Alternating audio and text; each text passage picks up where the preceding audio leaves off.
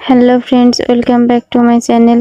আজ আমি গ্রামের মাটির চুলায় ডিম আলু বড়ি রান্নার রেসিপি শেয়ার করব। প্রথমে ডিমগুলো সিদ্ধ করে তেল দিয়ে হলুদ ও লবণ মেশায় গড়িয়ে নিয়েছি, সাথে বড়িটাও সুন্দরভাবে ভেজে নিয়েছি। শিলপাটায় রসুন, পেঁয়াজ, সরিষা, জিরা, গরম মশলা, এলাচ বেটে পেস্ট করে নিয়েছি। কড়াইতে তেল দিয়ে মশলাটা ভেজে নিব, সাথে হলুদ, শুকনা ঝালের গুঁড়া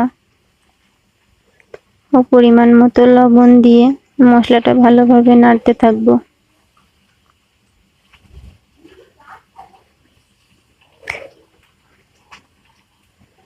মশলাটা বেশ কিছুক্ষণ নাড়তে থাকবো এবং ভালোভাবে ভাজি করে নিব।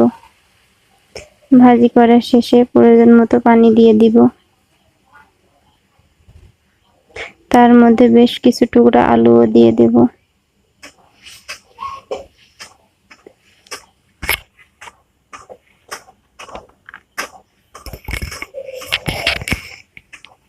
বেশ কিছুক্ষণ জাল করতে থাকবো। আলুটা ভালো করে কষাইয়ে নিব।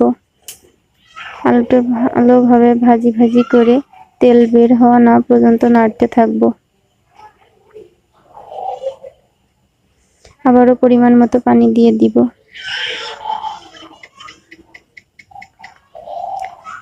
কিছুক্ষণ পর ডিম ও বড়ি দিয়ে জাল করতে থাকবো। এবার প্রয়োজন মতো ঝোল রেখে বেশ কিছুক্ষণ জাল করার পর প্রয়োজন মতো ঝোল রেখে নামিয়ে রাখবো। ব্যাস তৈরি আমার আলু বড়ি ডিম রান্নার রেসিপি।